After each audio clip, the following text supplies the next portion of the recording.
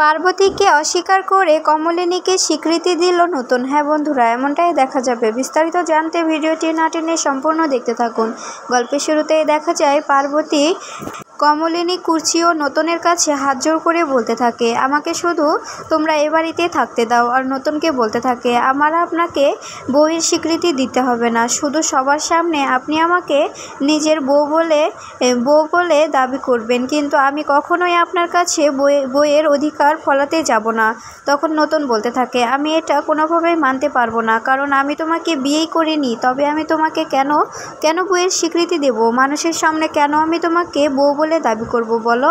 এরপরে দেখা যায় পার্বতী বলতে থাকে, নিচে আমার বাবা এসেছে, প্লিজ আপনি ওখানে চলুন। এরপরে নতুন কমলিনী ও কুর্চি নিচে চলে আসে। এরপরে দেখা যায় পার্বতীর বাবা বলতে থাকে, তোমাদের জন্য কিছু তথ্য এনেছিলাম। তখন দেখা যায় নতুন বলতে থাকে, আমরা কারো দান ভিক্ষে নেই না, আমাদের কোনো কিছুর অভাব নেই, তবে আমি আপনাদের এগুলো নেব কেন? তখন দেখা যায় পার্বতী নতুনকে বলতে থাকে, প্লিজ তুমি কিন্তু ওই সব ব্যাপারে আমার বাবাকে কিছু বলবে না। তুমি যদি আমার বাবাকে বলো তবে হয়তো আমার বাবার হার্ট অ্যাটাকও হতে পারে, আমার বাবার অনেক বড় ক্ষতি হয়ে যেতে পারে। তখন নতুন বলতে থাকে, এগুলো করার আগে মনে ছিল না, এখন কেন ভাবছো? এখন ভাবার কোনো প্রয়োজন নেই। এরপরে দেখা যায় পার্বতীর বাবা বলতে থাকে, কি হলো বাবা, তুমি এগুলো নেবে না কেন? আমি মানছি যে তোমরা বড়লোক, আমাদের এগুলো অনেক কম দামের, আর আমাদের ওখানে তো কলকাতার মতো এত বড় বড় দোকান নেই, যা পেয়েছি তাই এনেছি।